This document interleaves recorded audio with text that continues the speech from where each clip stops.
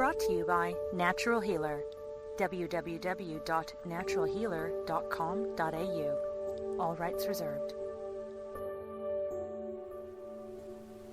I have a little personal story to share today, my sweet friends, so if you can join me, sit back and relax, and let's rewind this ridiculous thing called time back many, many years to when I was in my early 20s and attending university. Back to a time when I couldn't see any beauty in me, to a day when the term love yourself wasn't about clarity, but vanity. It was early morning as I stood in front of the mirror, turning from side to side, seeing how I looked from every possible angle. I was only going to one of my university classes, and I had no suitor to impress, but for some reason it was really important for me to look good. Sucking my stomach in, I placed my hands just so, in order to hide my hips from view, and I silently sighed. How come I got stuck with this body? I'd given up on my outfit and surrendered to the fact that I was never going to achieve super beauty, something it seemed that every other girl had except me.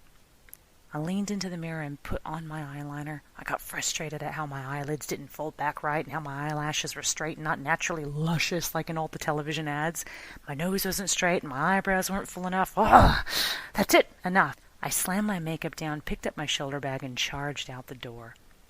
By the time I arrived at the school grounds, I was convinced I would disgust everyone who saw me. In my mind, I was a fat, frumpy, ugly ogre stomping to class, making all the innocent villagers flee in sheer terror. And after what seemed like an eternity of sitting uncomfortably in a stadium-sized 3-hour class, it was time to head home.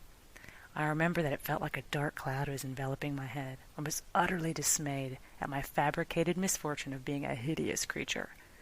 As I charged down the city street to my car, my unpleasant reverie was broken when someone quickly stepped to my right.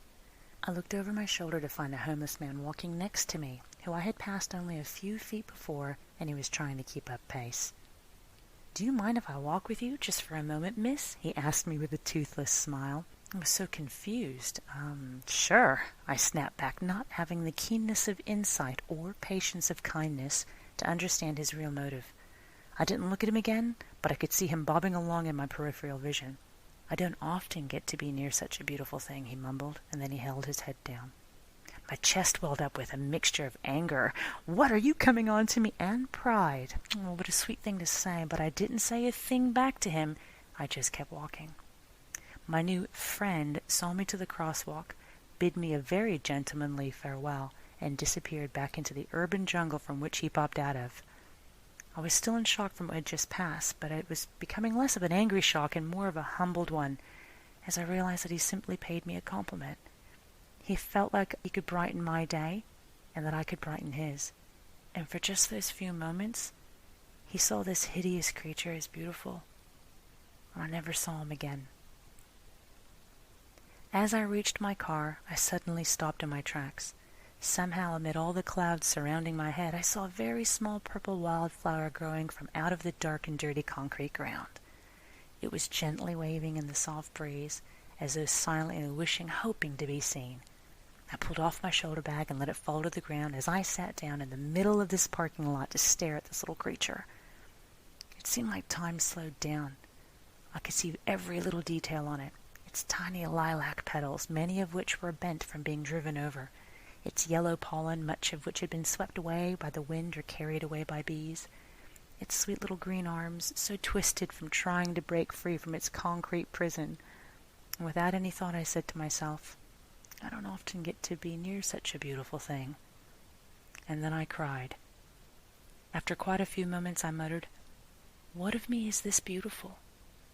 And the God within replied, "Everything." I realized that that little wildflower and I had a lot in common. There are countless flowers in the world, all shapes and sizes and colors, all gloriously beautiful with their scars and troubles.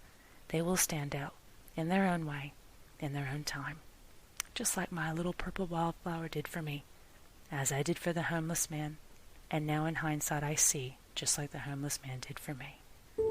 It's your imperfections which make you perfect, my sweet friends. You are beautiful, just as you are. Please remember that, always. Namaste.